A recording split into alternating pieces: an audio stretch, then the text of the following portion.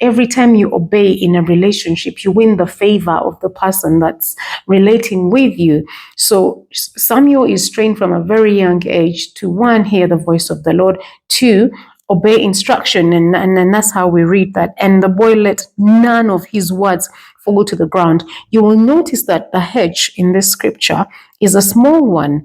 I'll read the scripture again so you can see the words on the screen. It says, so Samuel grew, number one.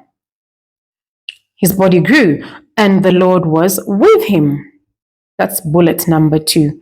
And let none of his words fall to the ground. His is small h. What does this mean? What does this mean? That Samuel let none of the words of Samuel fall to the ground. What words?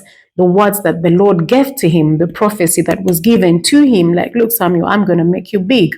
So Samuel held on to the instruction or the promise of the Lord, because the life of a Christian is a life of promises. The Lord is in the business of making promises right from creation story to the end. Everything that you read in this Bible is a promise of the Lord to you. But when you learn to hear from him directly, he gives you your individual instruction or your individual promise that's not even written in the word. So it's up to you to hold on to it, because when you hold on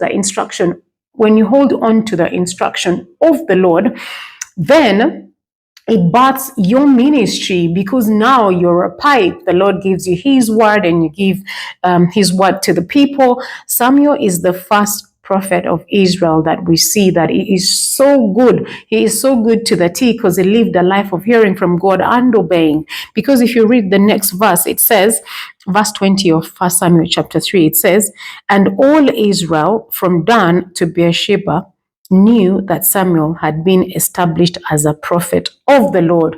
Who is a prophet? A prophet is somebody that speaks on behalf of the Lord. The Lord sends his word through the prophet, and then the prophet says to the people of the Lord what the Lord has said. Remember, scripture says that the Lord sends his word, and his word heals them and delivers them from destruction. So every time there's destruction, stealing, killing, and destroying, and everything that frustrates you as a person, the Lord sends a prophet. How? With his word. So Samuel held on to the words of the Lord. But when Samuel spoke, it was the Lord speaking. And no wonder the Lord is saying in the book of Jeremiah that, look, Jeremiah, don't bother interceding for those people. Even if Samuel and Moses, my beloved two best friends, even if they came and spoke to me, I will not change my mind about what I'm going to do to Israel. So this is why we are here, to grow spiritually. And what gives us spiritual growth?